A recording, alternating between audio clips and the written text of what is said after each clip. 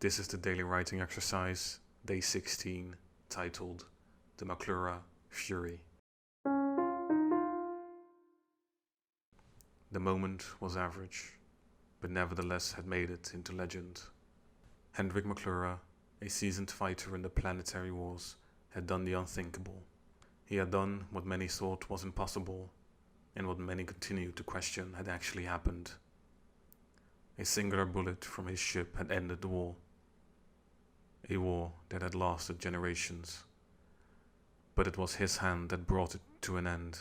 His heroics, his decisiveness, his strength of character that had led the good guys to win and the bad guys to suffer a humiliating defeat. The Maclura Fury, his ship was called thereafter, and Hendrik was paraded around the streets and made into a hero. At first, Hendrik loved it all. Then, after a while, he grew sick of it. And many years after that, he began to miss it. His bullet and the story connected to it slowly started to fade away from the people's memories. They knew what it was, what he had done, for they had heard it one too many times before, and usually from Hendrik's own lips. Hendrik went from television set to television set, from interview to interview, and in between endorsed everything and anything he could endorse, based on a singular random moment in time. Even he did not remember that quite well. He didn't even know he had fired a shot. He did not know who or what he had killed when the moment was there. He and most of the others didn't even know the war had ended at that point. The fighting lingered on for several hours before the end was actually called. Hendrik Maclura did not know that either. He lay at the time unconscious in a shot-up ship, only to wake up several days later in a hospital bed back on Earth. At his awakening, he was surrounded by unfamiliar faces, who all looked upon him with great big smiles and flurries of words. Hendrik had accepted it without resistance. He said as much now, several decades later, that he sat in the back of a bar in a corner of the galaxy. Hendrik sat alone. He tended to be alone now. His family had long since left him. His many wives had taken most of his money, though not all of it. Hendrik still had some sizable funds left, and the royalties he received were enough to live off of in comfort. But his soul had left him a while ago. He just wasn't into it anymore. The normality of his life bored and bothered him. He tried to do other things to remain relevant, but none really seemed to work out.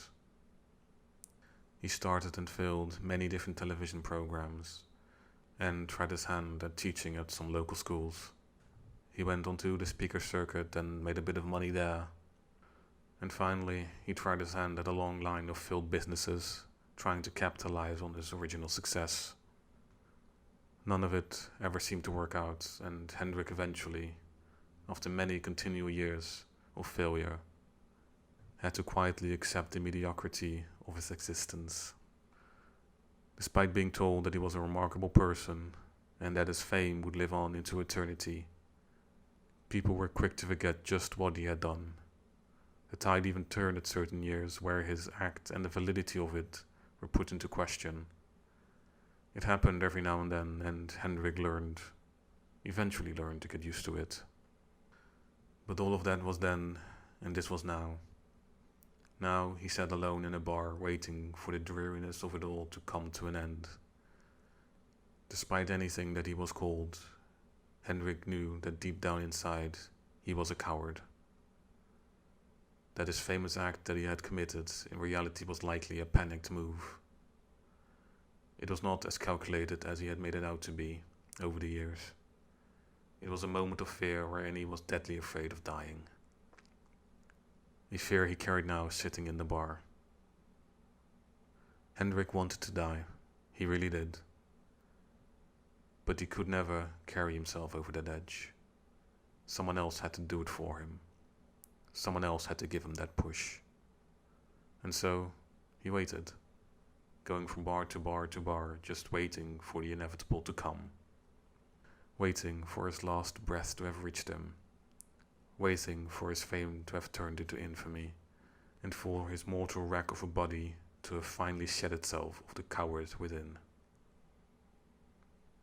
No more has been written or recorded. Thank you. for listening.